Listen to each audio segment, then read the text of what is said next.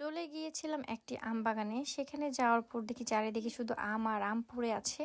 তো আমি ঢুকতে পারতেছিলাম না, কারণ আম বাগানের গেটটা লাগানো ছিল। তো তালা লাগানো ছিল না, দড়ি দিয়ে বাঁধা ছিল। যাই হোক, আশেপাশে লোকজন ছিল না। তো আমি দড়িটা খুলে আস্তে করে ভিতরে ঢুকে যাই, আর ঢোকার পর দেখি চারিদিকে শুধু আম আর আম পড়ে আছে।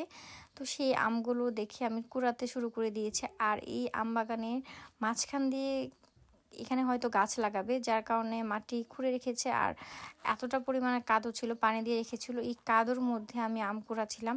আসলে আম কুড়ানোর মজাই আলাদা। ছোটোবেলায় বাবার সাথে আমি অনেক আম কুড়াতাম, যখন ঝড় বৃষ্টি হতো তখন কিন্তু আমাদের অনেক গাছ ছিল। সেই গাছগুলোতে আমি আর বাবা মিলে অনেক আম কুড়াতাম। তো মানে সেই দিনের কথা মনে পড়ে গিয়েছে। তো যাই হোক, এই মাটির মধ্যে কাদোর মধ্যে আমি আম কুড়াচ্ছিলাম, আমার অনেক ভালো লাগতেছিল। আর এত বড় বড় আম পড়ে আছে এখনও। আম অতটা বিচি হয়নি ভিতরে, কিন্তু অনেক বড় বড় সাইজের আম পড়ে আছিল। মানে কোনটা রেখে কোনটা টুকাবো বুঝতে পারতেছিলাম না। মানে চারিদিকে শুধু আম আর আম। আর আমাদের রাজশাহীতে কিন্তু আমের জন্য বিখ্যাত। তো যারা যারা আম খেতে পছন্দ করেন চলে আসবেন রাজশাহীতে। আসসালামু আলাইকুম।